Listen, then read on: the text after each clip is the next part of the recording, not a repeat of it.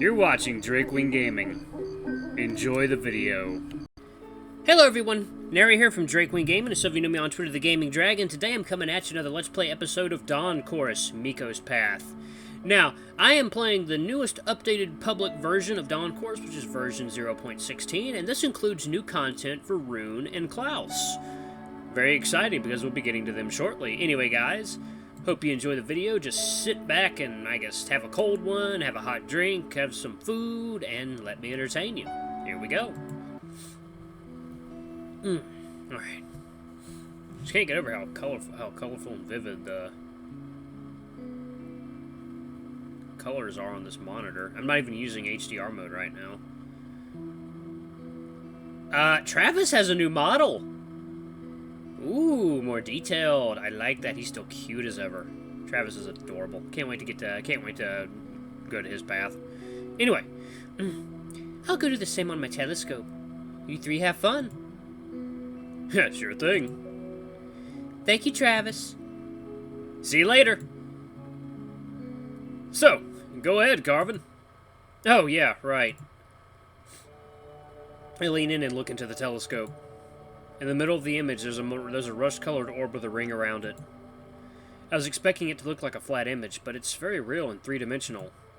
The planet casts a shadow on one side of the rings, and there's a thin shadow of the ring on the planet itself, too. It's not too big, but I see it very clearly. Oh. Yeah, that's definitely was something. Something with a capital S. I look up at the starry sky, dotted with twinkling stars. Saturn's now only a pale dot, tiny and distant. It looks nothing like the massive planet I saw just a moment ago. And it's just one pale dot among many. They're no longer just some shining dots in the familiar night sky. Now they're stars and planets with their moons and even distant galaxies, all of immense sizes and very real. I love looking at the night sky. Actually, I think it's more fun without a telescope. I like it too. Just sitting on the grass, looking at the vast space before you, feeling completely free. I enjoy looking for patterns in the stars. Not only familiar constellations, but any shapes I can find. Instruments, dragons, bananas. You have no idea how many bananas are up there in the stars. Once I even found a fancy cupboard. It would be nice if it was summer already. We could lie down together on a hill beside the guest house under the starry sky and just do nothing in particular. What else can we look at? Ha! I see you like that. I'm not sure myself, though. It's my first time using a telescope. Maybe we could try checking the sky map. There was a list of interesting observable objects there. Maybe it can show us what's visible at the moment. Oh, good idea. Let's try that. Ah, wait! I mean, Mikko, I have a question, actually. You said that if I needed a place to stay, I'm welcome in your room. Does that offer still stand? Of course! You're always welcome. Mikko smiles softly, a smile that could melt ice. I never really paid that much attention to the height difference between us, but somehow now it strikes me more that he has to tilt his head up to look at me in the eyes. If I cuddled him now, I could easily rest my snout atop his head. So I do just that, stepping up to him and hugging him closely. It's a pleasantly familiar feeling. Feeling him snuggle back into me. Hey, you two are cute. You too? Me? Yeah, sure. As cute as an ogre in a pink dress. I think I could imagine an ogre looking cute in a pink dress. Oh, come on now. I was joking. I hope I'm not that ugly. Oh, I don't know. Bjorn looks at Mikko with sad eyes, dejected. Hey, I'm kidding. You're a handsome guy, really. You have nothing to worry about. If you say so, I won't argue. So, while we're here, we were supposed to look for more planets to see, yeah? For the next several minutes, we look through the telescope at whatever catches our interest. Bjorn marvels at everything with an unyielding enthusiasm I never suspected he had, while Mikko is mostly quiet, but interested nevertheless. The end comes all too fast just after we located Polaris and wanted to take a closer look at it. Okay, it looks like our time here is up. Thank you all for attending the lesson. Let me save it right here, guys.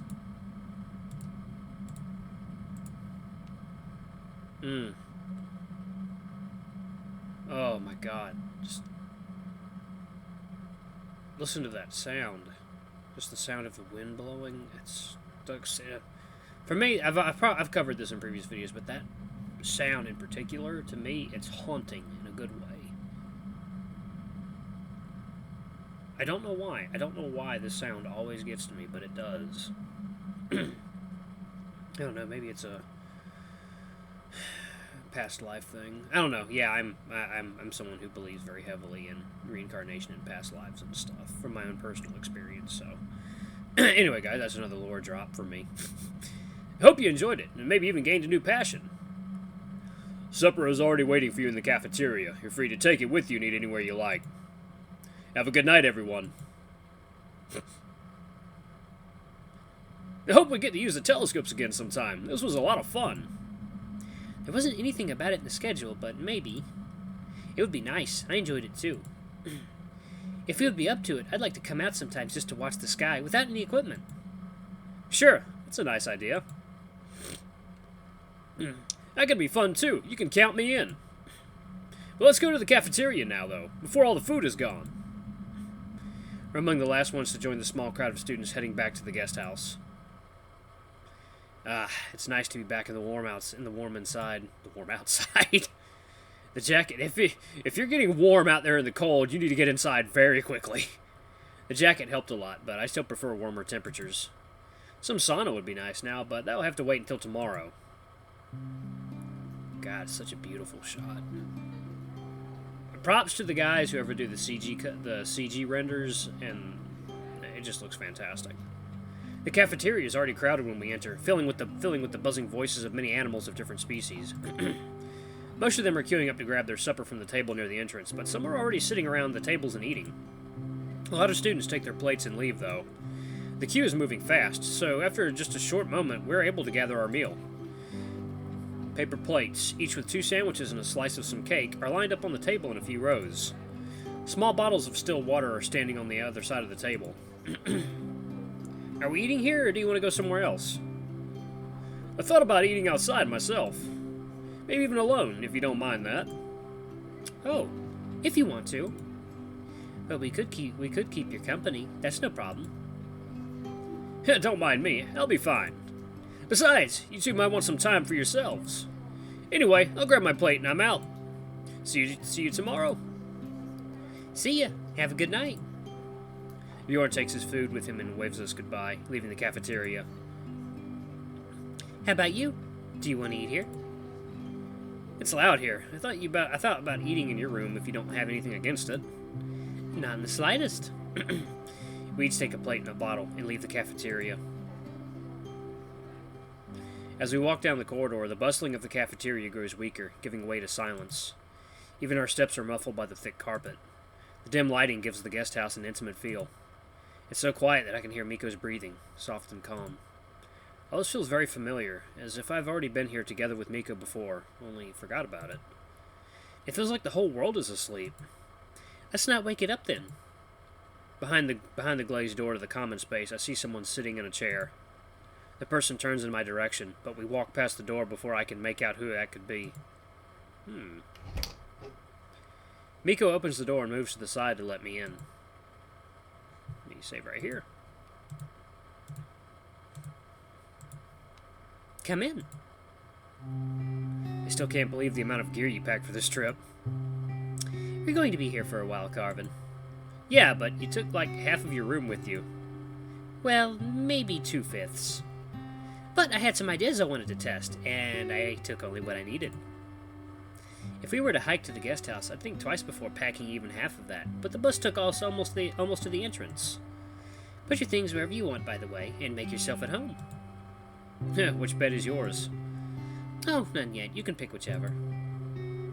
I do as Mikko said, hanging the borrowed coat on the hanger next to the entrance and putting away the camera bag on the table. Which, by the way, is already pretty cluttered. A bit too much to sit at it and eat comfortably. Where do you want to put all this stuff? I thought we could eat at on one of the beds. It's not like we need cutlery to eat a sandwich. Well, right.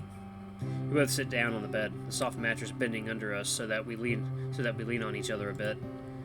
I finally take a better look at the food we were given. 2 rye bread sandwiches topped with slices of some dark cheese and sprinkled with pepper. Simple, but looks so good. Especially considering I'm already pretty hungry.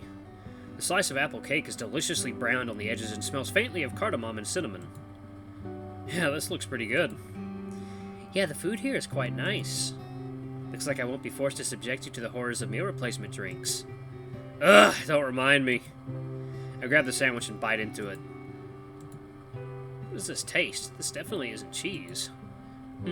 What's wrong? I don't think that's cheese. Ah, yeah, I thought you knew. Have you ever seen cheese this dark? Well, no. This is Burnust, a Norwegian specialty, not cheese. It's made a bit differently than cheese in a process that includes caramelizing sugars, giving it the sweet taste. That sounds delicious to me. I've heard about it before, but I never actually tried it. It's really weird. I don't think I'm a fan, but maybe that's because I expected the taste of cheese, and that's something very different. You can get used to it. But if you don't like it, then I can always make you some Huel. No, nothing's wrong with it. I'm eating. Good then. I finished the 2 sandwiches quickly, hoping that there are no more surprises waiting for me in that inconspicuously looking piece of cake. I inspect it suspiciously before taking a bite. The sweet and tart flavor of ripe apples fills my mouth. Oh, it really is good. The crust is perfectly baked and crumbles easily, and the hint of cinnamon enhances the flavor. It's really well balanced, with nothing overpowering the rich taste of the apples. Whew, wow, this is nice. Definitely makes up for the Burnust. A pleasured sigh escapes my lips before I bite into the cake again. I finish the last bite of the cake and lie back on the bed, a content rumble emanating from my chest. Waves of pleasure spread outward through my body like a warm light glowing inside me. That was good. Mikko repeats my motions, lying back next to me and closing his eyes. We don't say anything for a while, just basking in the light of the foodgasm afterglow. I slowly start to doze off before Mikko breaks the silence. Carvin? Yeah? What are you thinking about? I wasn't really thinking about anything. Maybe about the food and how nice it is to be here now. How about you? I was thinking about how right this feels. Being here with you, eating and chatting together, just having you here. I missed you during those years of high school, you know? His words are both sweet and heavy, weighing my heart down. Let me save it right here, guys.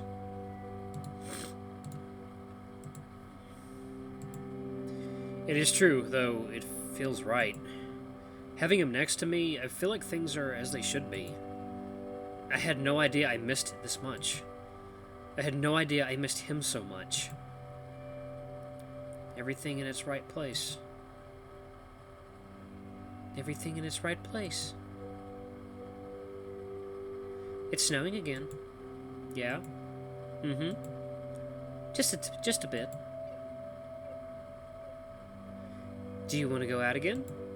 Of course, you know I do. But not for too long. I've had enough of those Arctic temperatures for one day. Mikko extends his paw towards me. I grab it and let him help me stand up from the bed. His grip is firm, but his paw is soft and tiny. For a wolf, he has a very lithe build and delicate features. He was the same in middle school, and I was sure he's still due for a late growth spurt, but he didn't change much. Part of me is happy that he didn't. I'll grab my camera and we can go. You're taking your camera? I doubt you'll be able to take any good photos at this hour. Who knows? I'd rather have my gear with me in any case. Mikko glances at all the musical equipment scattered across the room. Yeah, I can understand that. Where are we going? How about we sit on the steps outside the main entrance? There's a roof over them, so it's not too windy. They might still be dry. I'm already getting sleepy, so a shorter walk might be even better. I grab the camera bag and put on the coat, zipping it up to my neck. Ready? When you are. I hoped that this time I could see who it was, sitting there in the common space, but when I peek into the room on our way, it's empty. Walking through the glazed corridor, however, we both see Bjorn still sitting outside on the edge of the entrance. I bet Klaus was sitting there. Just a hunch. Back in the cafeteria, he sounded as if he wanted to be alone. I think we shouldn't disturb him. He looks lonely. I don't think we should leave him like that. Maybe solitude is what he needs right now. We can just check on him and leave. If you think it's right, we can go. Hearing the door opening, Bjorn turns around and looks in our direction. Hey there! You two can't sleep? We were going for a late night walk, but then saw you sitting here and decided to check up on you. Hey, that's nice of you. Can we join? Sure. There's enough space here for the three of us and then some. The snowflakes swirl in the cold air, falling all around us. I sit down on the edge of the terrace next to Bjorn, and Mikko sits down next to me. Bjorn's plate is beside him on the terrace, the food on it barely touched and sprinkled with snowflakes. You weren't hungry? Oh, yeah, not really. You want some? I look at the slice of cake soaked in water from the melted snowflakes. Not really, no.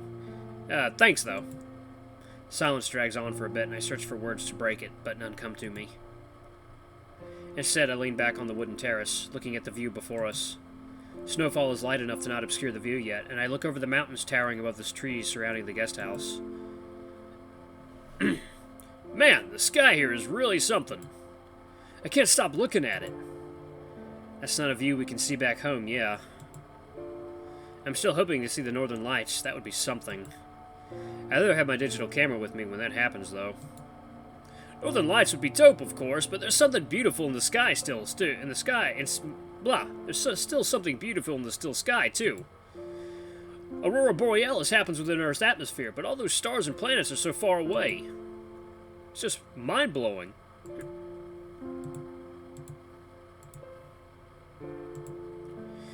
It is. Suddenly Mikko leans on me, resting his head on my shoulder. It surprises me, but I don't mind it. He seems wistful today. Well, more than usual. When I look at all the stars up there, I feel very small, and it's comforting. Everything that happens here seems so small and insignificant when compared to the scale of the whole cosmos. That's comforting? Yeah. We go on living our lives like we're the most important things in the universe, and meanwhile the whole Earth is just a speck of cosmic dust.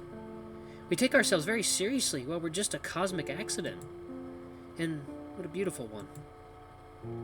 Any of my mistakes or the hurdles I encounter mean nothing in the larger scale, and it helps me to live with them. When the world is so vast and beautiful, can a burnt meal really be that important? Or a failed exam? Or a stain on a t-shirt? Is it really worth my anger? It's enough to zoom out and think of everything on a larger scale. And when I look at the night sky, I'm with the universe. Saturn really looks really cool through the telescopes, though. I don't think I'll ever forget the sight. Mikko jumps off the terrace and walks off into the snow, towards the trees. Around him, the snowflakes dance in the air, blown around by the calm wind, shining with silvery moonlight. The colorfulness of his silhouette feels almost disruptive against the white scenery, like a drop of blue ink on a blank page. It's so bright outside. Would you mind a photo? Oh, I don't know. I take out the instant camera from the bag, click the power button, and wait for it to turn on. I point the camera at Mikko, looking through the viewfinder trying to find a good frame. You don't have to look at the camera, just do whatever you feel like. You sure? How about this, then? I can barely see what Mikko is doing through the small viewfinder of this old camera, but I wait a few more seconds before pressing the shutter button. The film emerges from the camera, still completely white, accompanied by the sound of the motor whirring. How the image slowly emerges from the blank film is nothing short of magical. And right when I pull it from the camera, I get hit by a snowball. The shutter fires again, the camera pointed somewhere at the forest. Wow, Mikko, I offer you a portrait out of my good volition, and you backstab me like that? Bjorn chuckles next to me. Apparently my woe is funny to him. I wipe the snow away from my snout before pulling the second photo from the camera.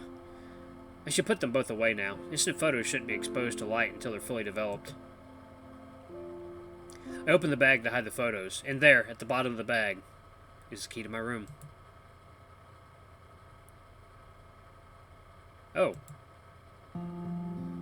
Oh? The key to my room. What about it? It's here. It's here in my bag. So, I had it with me this whole time. Oh. Well, that's great. Yeah, that is great. I'm just a bit overwhelmed. I was walking around with my key the whole day. Why would I put the key there, though? I must have been really out of it this morning. You found the key, Carvin? Yeah, I had it in the camera bag. Sorry, but that sounds very much like you. I would be angry if you weren't right. To think that I was so psyched out over it. I exhale with relief, feeling much calmer now. I didn't even notice how tense I was the whole day before now. Yeah, you didn't have to look for another room at all. He's right. I could always just go back to sleep in my own room. Return to my huge bed and stunning view from the window. I guess Mikko took you in, yeah? Oh. Alarm Chan says this is a perfect place to pause the video, and I'm going to have to agree with her on that, so thank you guys so much for watching. This has been a new episode of Dawn Course, Mikko's Path. Don't forget to like, comment, subscribe, and ring that notification bell, and until the next video, I love you all. I'll see you next time. Bye-bye!